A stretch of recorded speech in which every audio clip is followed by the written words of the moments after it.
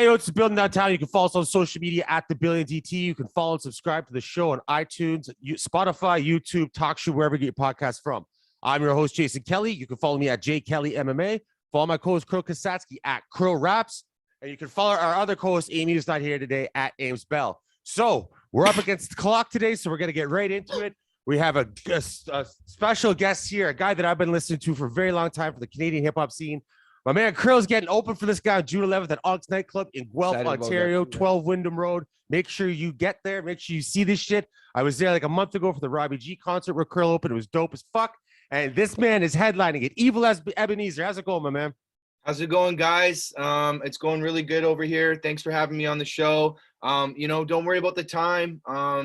We'll do what we need to do and make sure we get the job done. So anyways, Nice. just thanks for having me though, for sure.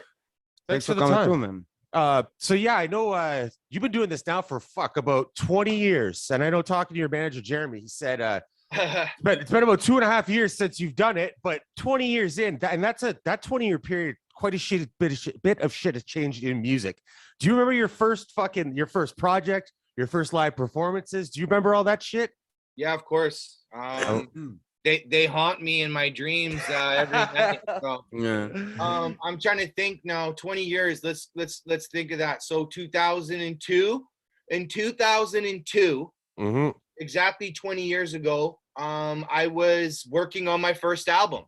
A lot of my peers around me in Vancouver were dropping projects. Now, right around this time, I think it's 2001, maybe 2002. This Pro Tools just coming out. Okay. So up until then, like when we were first starting to do it, I had to go record at like a big studio on reel to reel. Digital recording hadn't come out yet. Pro Tools kind of broke ground with that. Oh, so, wow. so that's kind of right at that. I was there for both worlds. You know what I mean? Yep. I remember me and Stewie going to record our first single ever at this studio called Turtle Records. It was down in White Rock. And I was like the big rock guy there with the long hair and on the reel to reel tape. And I did it one take, a couple takes because it was mad expensive. I think we were paying something like crazy, like $300 an hour or something like that back then. And back then, I remember listening to it, and then he's like, "Man, this sucks." He's like, "Your voice sucks." And I'm like, man, I'm gotta go back again. It wasn't like now when you can just fucking do it a million times or whatever in your bedroom. So like all that's just is been the biggest change. But yeah, so 2002, I'm working on my first album, and everyone's dropping projects around us like Mocha and like Emotions and Fourth World Occupants on Sweatshop Union. I was friends with them. They were dropping projects, but Stewie was really and when I say Stewie, I mean Stewie Kubrick, who you guys might know, video director. Yep. He was my first. We came up together making music together, and he was produced a lot of my songs. But anyways, he was like, I just don't think it's dope enough yet. I just don't think it's ready yet. He was one of those guys, that was just wanting to hold on. So, but then finally 2005, we hooked up with DJ U-Turn, Vaughn Oliver. He goes by the name Vaughn, I think Oliver. Anyways, he moved down to LA quite a few years ago now, and he's quite a big producer in the electronic scene down there in Hollywood. So he does his thing. But anyways, we linked up with him. He was just getting out of engineering school with Jamie Cuse. They went to school together, who does a lot of mixing for guys out here, Snack and Junk and blah, blah, blah. But they got out of school. We hooked up with him. Pro Tools just came out, and boom. We were at his house every day. We were working on, we redid a bunch of songs we just wrote. And then that's when we recorded my debut album, Call Me Evil. And that came out in 2006. Originally came out in 2005 independently, but then Camel Bear Records picked it up and then got us a distribution deal with Fontana. And then the rest is kind of history after that. So 2005, 2006, I dropped. So 15, that's 17 years ago. But so with the first 3 or 4 years of the 24 years, I was just kind of grinding on the music, didn't put anything out yet. Yeah. And right around that time too, that's like the mixtape era, right? And everything's switching to digital. obviously we had the big shit, right? Like the G Unit radio and all that shit. But is that something you also try to hit that stride as well, pumping out mixtapes, even to get shit out more locally or anything? Or was it No, always I more didn't of really a do that. We just kind of focused on the projects. structured projects? Yeah. Everything that's there is kind of on Spotify. Like some things were kind of like a mixtape, like The Wanderer. Yeah. It's a really weird project that in 2008 I just went over to Stu's, and we were kind of in a creative funk, and we just kind of wanted to do something different. So I wrote and recorded it over like 2 days, kind of freestyle wrote it. So like that's kind of like a mixtape just on beats that he was kind of making on the spot. So Yeah. kind of more like that, and then I had more albums like Evil Eye. That was a factor funded album that Camel Bear got me. So like, I put more time into the songs and getting people on them and blah, blah, blah. So like, there's like been kind of a little bit of a mix of projects, and there's a bunch of EPs there. Like me and Merk did the Kush Ups EP back in 2012 in my living room in East Van. I did the Penguin EP in the same apartment with Nice. Nago. So I just kind of always was working on stuff. And So then has this been your source of income? Have you been able to live off music yet? Oh yes. Oh yeah. Yes, you have been, right? Oh yeah. Making 6 figures now the last couple of years. So Right on. Nice. Good for you. Good. When for did you make that switch? That's a thing that I've noticed a lot of artists. I shouldn't even just say artists. A lot of people are doing shit on their own, whether it's podcasting, you're a musician, whatever the fuck it may be. When was it for you that you knew that? Because I'm sure you had to have a job at one point. oh yeah. Right? I had a job like 4 years ago. I worked at a dispensary in Nanaimo. Okay. Yeah. I managed a one and I was waiting on a factor grant, and then some stuff happened. I didn't end up getting it. The baby was just about to come, Charlotte, and I got a little bit worried. I had been living just off music, but I just wanted to get a little job. I had that job for 6 months. Then I had another big tour came along, and the rest is history after that. But that was about 4 years ago. And when did Sorry. What was it that made you make that switch? You know what I mean? And really bet on yourself and say, you know what, I can just live off this full time, make a career. Because there's also the thing too, you can hit a stride for a year, blow all that money, and then you're like, fuck, I gotta find a job again, right? Yeah. So what was it that you knew it was the right time to make that switch? Well, it was like I went on a tour, and then we were kind of, like I said, I was making some money off music, and it was pretty good. But like I said, I was waiting on like a pretty big check, and then I thought I was gonna be good. Yeah. And then the check didn't come. So I was like, I got to get a job because I just want to make sure that we're good and everything. Because like I said, I got the baby. But so I was kind of making the switch at that point. Like I said, it was only 6 months. And then, I just knew it was time. I tell you the truth. I was thinking about it. I'm like, I'm working for this guy. He's paying me this much a day. I'm like, what about if I put the same amount of time that I'm giving this guy into myself? And see how that turns out. Exactly. Bet on yourself. So I think it was then. That was 2017, 2018. I was like, you know what? I'm just going to fucking do this. I'm going to get up every morning. I'm going to go into the spare room, and I'm going to fucking treat this like a fucking job. Like a fucking, I'm going to open up the dispensary at 7:30 a.m. and I'm working there till 2 and I'm making this much. Well, I'm just going to give that much, do that much work myself. And it fucking panned out. Yeah. And it doesn't hurt that my song Sunshine kind of went viral. It was on the top 50 in the Czech Republic. It's got 23 million streams. Crazy. Holy shit. Legit streams just on Spotify. How did you? Like, I might be getting a fucking plaque here in a bit, boys. Dope, man. Nice. My manager's looking into it, but it's kind of crazy. So there's been a couple combination of things that have helped this all kind of work out, How does a viral song happen for you? Was it just a random shot in the dark? You put out a song and it happened, or was it because of somebody on a feature on it, or was it some sort of a push behind it? But yeah, totally. It's a good question.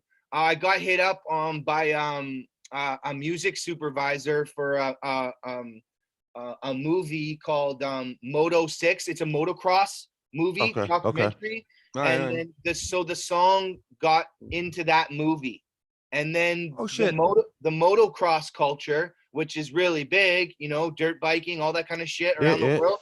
That whole culture and that fan base really latched onto the song. So Nice. then it went viral kind of on some TikTok and some different things on people's reels on Instagram.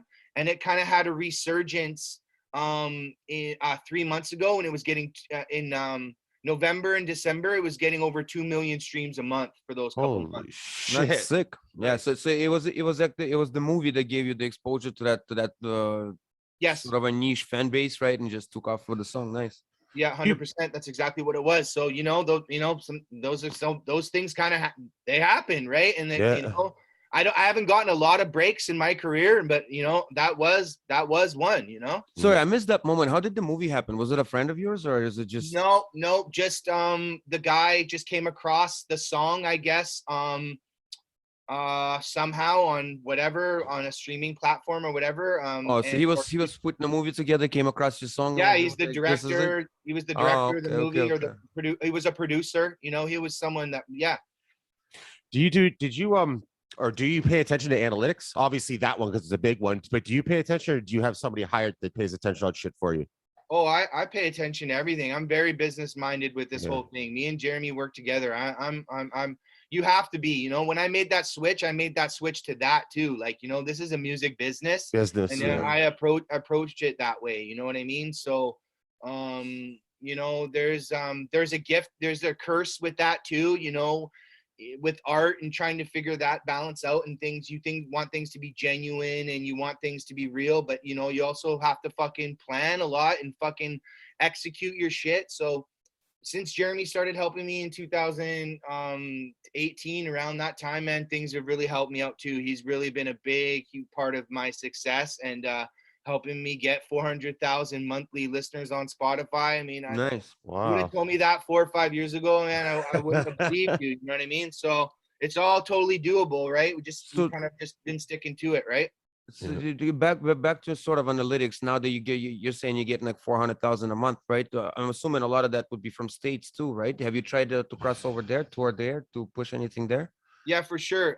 You'd be surprised. I'm actually my analytics, because as you guys know, Spotify for artists, it breaks it all down for you, right? Yeah. Their phone. So my biggest audience is in Germany. My fan base in Europe, in places like Finland, Germany, Sweden, Norway. I'm really popular over there. My numbers are big there, so like even bigger than Canada. So I've toured over there. I've toured over there a couple times. Obviously, COVID the last 3 years. I mean, I just did Finland. I did a bunch of shows over there, and then COVID. Beautiful places, huh? Yeah. Oh yeah, I love it. I love it over there. Yeah. Oh yeah, it's great. I kind of like that. Like, I mean, I like the climate, like, because I like it here. I don't like it too hot. So like I really like it over there, and it's very fresh and green like it is over here, and the people are really nice and down to earth. So yeah, I really like Europe a lot. And the States, yeah, me and Merk did the States. I did 20 shows with him in 2019. But yeah, man, I mean, I haven't been touring obviously because of COVID, but as you guys know, I'm going back on the road starting this weekend. It's my first tour in about 3 years, so super stoked to do that. Oh, can't wait for the Guelph date, man. Yeah, man, gonna be good to meet you. Last time I was up, it was a few years ago with Big Robbie G, and it's always a good show in Guelph, so should be good. Where's a place you went to? Like you just mentioned, you went to so many countries that you probably never even thought you'd go to, especially performing hip hop. What's a country or a city or a state or anything like that you went to that was surprised, like it surprised you, their hip hop culture there in that place? That's a really good question. I don't know. I think the first time I kind of got like a whiff of that and like what that was when I went to Spain with Snack. Oh wow. In 2000, like, oh man, 11 or 12, somewhere around then. And like when I saw, like, that's when he started making like lots of rap songs with Spanish rappers, and that really helped him like get popular over there, right? And yeah, I went over them when I went over them, and there's like Snag the Ripper, like all these like little Spanish kids running around like smoking hash and shit, and like everyone knew the words, like they couldn't even speak any English, but they know the lyrics to the songs. When I saw that, like they didn't really know who I was because he was bringing me over there, but when I saw like how they were acting and then how it can be, I was like, oh, this is pretty cool, like because these people, I can't even talk to you outside the fucking club, but like inside we can all get down to the music together. So it's pretty cool. That is cool. With the there's been a big influx, especially over the last 15, 20 years, of people from the West Coast to Canada. But before that, I mean, I can think of a couple people out there that were popping a little bit, but hip hop wasn't even that big in Canada yet. I mean, we had like Cardinal and Chocolate out of Toronto, but who are some of the people that, you know, because guys like you, Stack, whatever, I'm sure you could get inspiration from a Jay-Z or whatever, but when something's a little closer to home, Oh it yeah. seems a little more tangible, right? Well, I grew up on like all those Toronto rappers, right? Like in that time, like, you know, like that's what I was seeing on Much Music, right? Rap City. Right. That was the way that really kind of connected our country, you know what I mean? Then you see like the Classifieds, you know, and you know, you start I mean, so yeah, like the Rascals, obviously they were a huge influence for me out here. Red One, they put out their first album in '93. That was really because I was seeing like Vancouver guys that were from East Van that were doing what I wanted to do. And then Swollen Members, man, fucking when they came out, that fucking 2001, 2002, that fucking was incredible. You know what I mean? It changed everything on that coast. Yeah, especially when they had like Mocha in the group and he was singing on the hooks and they had the big songs. I thought that was pretty kill. So like those two groups, obviously, you know, they were huge influences on me and Snack and Merk, and made it all seem like this was something that we could do. Yeah.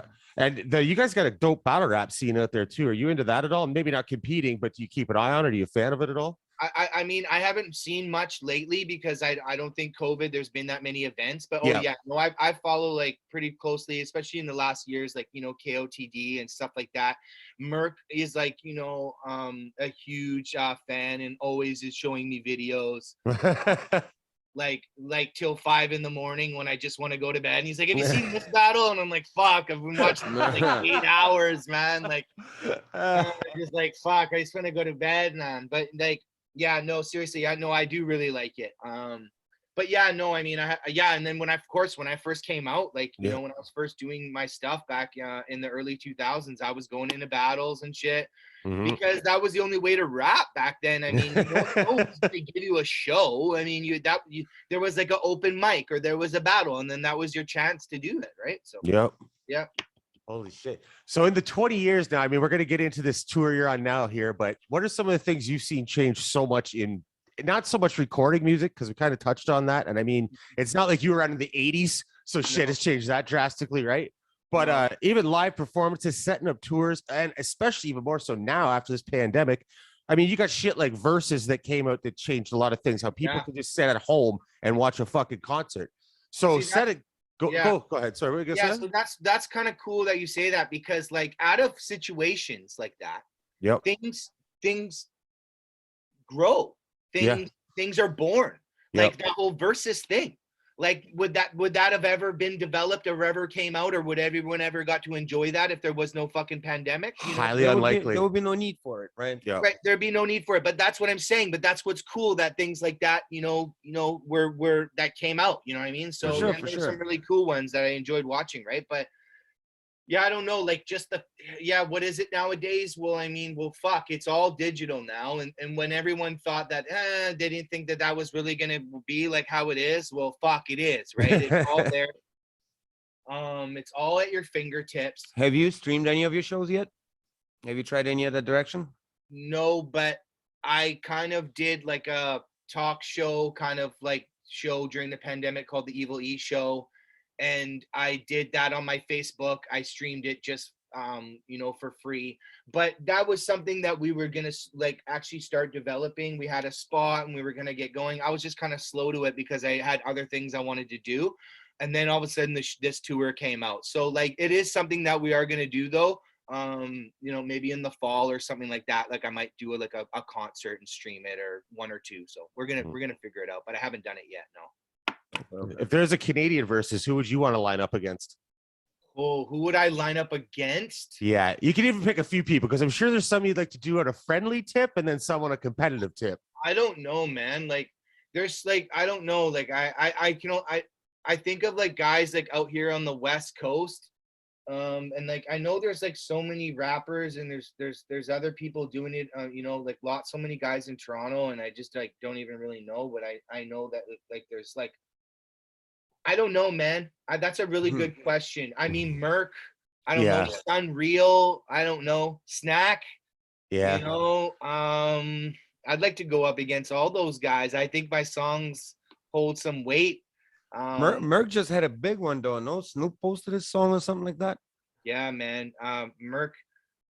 I don't know if you guys know, but Snoop bought Death Row. Yeah. Oh yeah. So he owns Death Row now, and basically Snoop kind of picked Merk as like the Canadian ambassador for Death Row. Oh no shit. So like the first rapper. So Merk dropped a single and a video, and Snoop, posted it on his YouTube, and it's I pretty thought crazy. it was just a Merc song that Snoop just posted to show like you like this guy. No. So they're actually working, huh? It's like it's like a movement. So it's pretty crazy. Yeah, it's wild. That's insane. That's great. That means that there's going to be more attention in Canada. More people are going to get popping. That's good.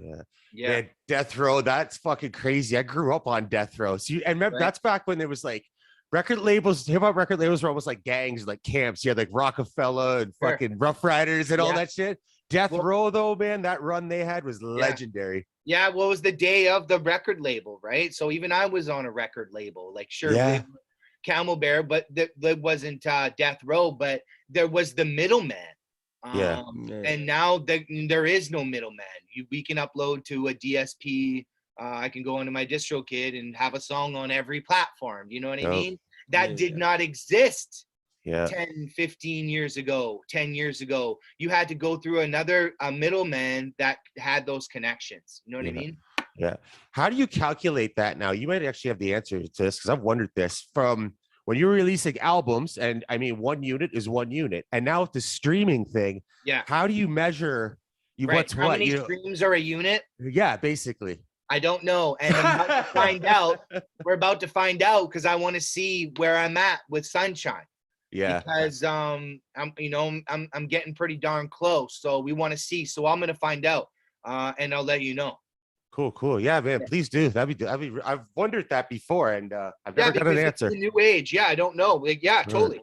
It's fucking And they have a company that looks into it, because obviously no one's calling you up and being like, hey, there's a plaque. Yeah. You have to fucking go out and look for it, right? Yeah. So this company goes out and does it, and make sure like it's all legit, right? Yeah. So when it comes to booking tours, like this one you got going on now, are you handling the opening acts, like all of them? Like I know how you and Kirill got hooked up, but with Robbie G, what he does is kind of puts out notice on social media. He gets submissions. He kind of narrows down who he wants in what cities. Is that your process, or do you delegate that to Jeremy or someone else? Yeah, I delegate that. That is not something I'm trying to spend any time on. Jeremy kind of just hits me with the city, the date, the offer, just the details like that. When it comes to the opening show, it's that whoever is on the ground on that, like whatever promoter that we're working with, that's from that town, they would put that together because they know all the people, right? Yeah. So that's how that works. And having the privilege of being on the bigger shows, bigger stages, different parts of the world and shit like that, is there a big difference when you're saying, you're doing a bigger show, Merck's the headliner or something, you're in the States, as opposed to these smaller shows like this? Like, I'm just talking like the logistics of it all. Or is it more so you guys are kind of just figure your own shit out even on that big of a stage? What do you mean? Sorry, I didn't do you guys figure out like is there something like you guys are told like, okay, you got to be here at this time, do this at this time, blah blah blah blah blah, whereas on these smaller stage shows, you know what I mean, that's all on you. You figure out your own mic check, you figure out what's what, who's going on when, all that shit. Yeah, that's, I mean, Jeremy, that's just pretty straightforward, whatever. It's different in every club because every club has kind of a different situation, but usually, we do the meet and greets. I like to do them before the doors open because people are sober and they usually act a little bit more pleasant. They also haven't spent all their money and are ready to buy merch. Nice, smart. So I like to do the meet and greet, and then probably sound check before that. So sound check, like load in, sound check, meet and greet, dinner, and then the show. And then when it comes to the show, I mean, it's just, we figure out how many openers there is, how much time they need, and then how much time, what time I'm going to go on. I'm about an hour. So just do it like that. Cause every club kind of has like, they close at a different time or they want to open. So it's just kind of flexible to the night. Right. Okay. So that's your typical set is an hour, 60 minutes. I was going to say, that's a pretty solid set. That's brand new for me. That's the headlining set. I used to do, depending, you know, if I was opening up for someone like a bigger artist, I might do like 20 minutes. Mm-hmm. Lately, when I, like 3 years ago, when I was on tour, or when I was going on, like say with Merk, 20 minutes. And that's the last tour I did. When I went over to Europe, I was doing about 35, 40 minutes. But this is like a headlining tour. This is an official tour. I had to step my game up. So I'm doing an hour. I got 16 songs in this set. Damn, And man. how do you prefer doing it? Do you do the full songs or do you do half songs? Yeah, well, I'm looking at my set list right now in front of me, and I'm doing full songs. There might be one or two where I'm just doing like a verse and a hook, because like maybe it's a song that like say Merc's on or whatever, but it's still a big song, so I want to perform it. So there's a couple half songs, but for the most part, full songs. Yeah. For the most part, you're doing full songs, right? That's Yeah. interesting because I'm just getting the feel of the English scene and all that, right? I've been rapping in Russian for like 15 years, but Yeah. I'm switching to English. It's been about a year, and I work with a few people, and I'm just trying to learn and get a feel, right? And I'm Yeah. building my own set, right? So that's why I'm being a bit selfish and asking you, how are you doing? Obviously, I'm gonna see it, but you know what I mean? Yeah, no. Because Yeah, just do what, yeah, you got to do what you feel comfortable with. I mean, back in the day, I remember I was like, should I do the second verse on this one and whatever? But like, I just feel real comfortable with these songs. I feel real confident. And especially like a lot of the second verses are just killer. So I just want to just do the whole song. You know what I mean? But you know, it's different for everybody, and you just kind of have to just feel it out. But like I said, half songs, you know, you got to, I'm going to have a couple of those, and I've done them in the past. So it's just kind of whatever works, you know? yeah. One of the main producers I work with is from Russia. He goes by the name of Midas Music. He's produced a lot of my songs, but yeah, he's from Russia. We talk on Instagram and stuff. We have a bit of a language barrier, but we use a lot of emojis. You know what I mean? Because Let me know if you ever need, bro. Yeah. I appreciate that. I'll translate for you, no problem. Yeah. My beat makers in Russia too, and Hey, yeah, man. But I might actually get you to send me like you know, like say something to me like on video for him, or to send to him or something like that. You know what I mean? Because that would be for cool. sure, bro. If you would do that for me. if you want to fuck with him, or if you want to just say hi, or you know what I mean, whatever you want, man. Let me know. Yeah, okay, that's cool. Right on. The 60-minute set, man, that takes like some serious cardio. Your lungs got to be right for something like that. Dude, man, I mean, I'm gonna be honest with you guys. I quit drinking and hard drugs about 4 or 5 weeks ago. Good for you. Oh shit, good for you. And I'm just smoking weed, and my plan is to stick to it. This is kind of like a life-changing thing, you know what I mean? You know, and I just, because it's kind of like my time to shine right now. This is my time to get it, and I really want to give it my best foot forward for myself, but for my family. Smart decision. You know what I mean? So, but anyways, but yeah. So I'll let you know, man. You'll see me in golf. You'll be like, I got to bring an extra shirt, probably. You know what I mean? It is gonna be hard. But I've been working really hard the last couple of weeks, going over these songs and learning the lyrics, because like there was a good almost 8 or 9 songs I've never performed before. You know? Wow, so, you know, like I needed to learn them, and I'm the type of guy, like I do a song in the studio, I kind of just forget about it, you know, like Right. I'm like move on to the you. next. I don't really dwell, like, so like, and I'm not very good. I mean, you know, I mean, I've been smoking a lot of weed for a lot of years, and my memory is not as sharp as it was, you know. So I've been really going after it and really like learning my shit, because I just want to give a killer show, you know. Yeah, I've been going over the set 800 times, making sure I'm like, there's no way I'm gonna choke or stumble. You know what I mean? Yeah, so I'm, and like, you know I'm what? going over it and For over some reason, I always find a way to stumble. You know what I mean? I'll go over it a million times, but it's okay. It's all about how you roll with it, and it's all about how you come back after the True stumble. enough. As long as you pick up and you make a mistake, that's okay. But as long as you can find your spot and keep rolling, it's all good, you know? Yeah. So how many shows, how many dates you got left on this, or what cities you still got left to hit? Well, I haven't started yet. It starts this weekend. Oh, I thought Jeremy told me it started 2 weeks ago or last weekend. Maybe it was that you guys were just finishing up on the tour details or something like that. Yeah, maybe. I don't know. But tour kicks off this weekend. Friday night in Prince George, Saturday night in Delta, that's in the Lower Mainland there in Vancouver, and then Sunday night here on Vancouver Island in Nanaimo. And then we're off for the week, and then we fly to Toronto on Thursday next week, and I'm playing at the CMWs there, Canadian Music Week. and then we have the 2 shows in London and Guelph after that, and then we come back home, and then the next weekend we go do Alberta. Jeremy kind of worked the tour out like that to kind of so I'm home during the week with my fam, and I really like it. We'll see how it goes. Just kind of based over 3 weekends, and I think it's going to go real good. And that's funny too, because I imagine, you know, a few years ago, you're a little younger, partying a little harder. You'd probably be like, fuck going home for the week. I want to stay in this city and party, right? Oh, yeah. Well, I just wouldn't have. I just would have. Yeah, I don't know what I would have. I might not have done the drive to Toronto, but yeah, definitely just things were different back then, you know? Yeah, I mean, before I had kids, before I had a wife, I mean, I lived on the road for years, man. I've done so many tours and so many shows and played so many grimy spots, you know, since fucking 2007. I first went on the road then. I went with Factor, my boy from Saskatoon, and Josh Martinez and AWOL One and some other guys from LA, and we went on tour all through the States. We did like almost 50 shows. I was gone for 6 weeks. I came back and I quit rap.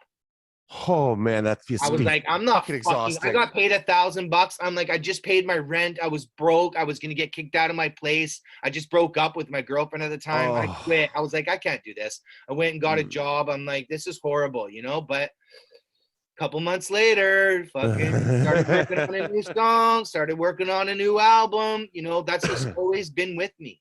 You know, that's just that urge to kind of in that hunger, because I got no one cracking a whip on me. I fucking get up. I motivate myself. I have to. I got no one. Jeremy doesn't manage me. He manages the business.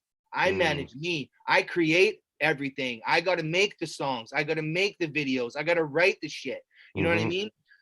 That shit all just comes from some fucking thing inside of me. Do you find that it's that a lot of it, or a part of it maybe for you could be because it's therapeutic? It helps you to get through shit, to get stuff off your chest, you know what I mean? Yeah, I mean, that's a huge part of it for sure. You know what I mean? Like, sure, it's like, yeah, it's a win-win, right?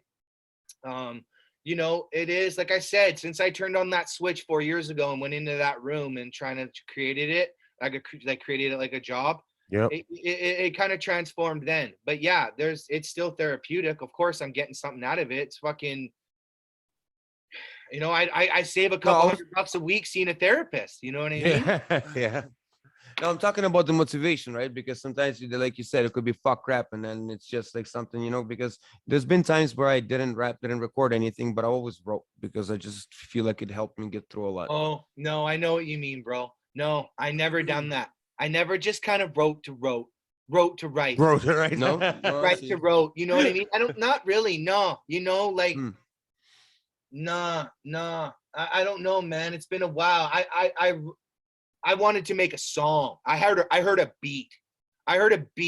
And then I wanted to make a song to that beat. That's what it was. I wanted to make something out of nothing.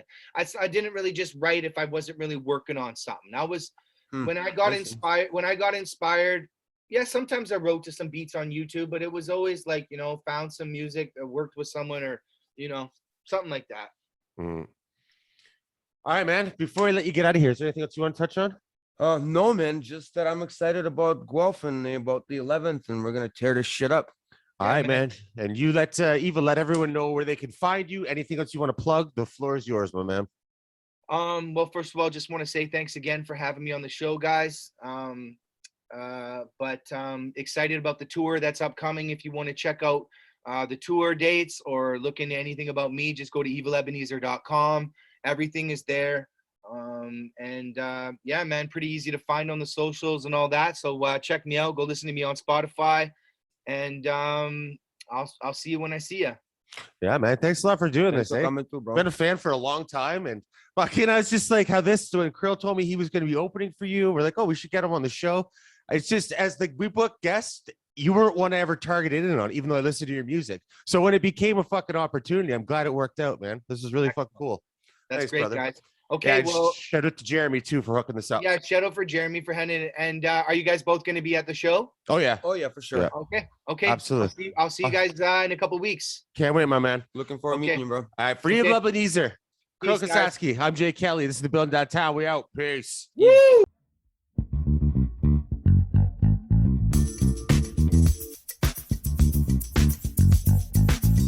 building downtown, building downtown, building downtown.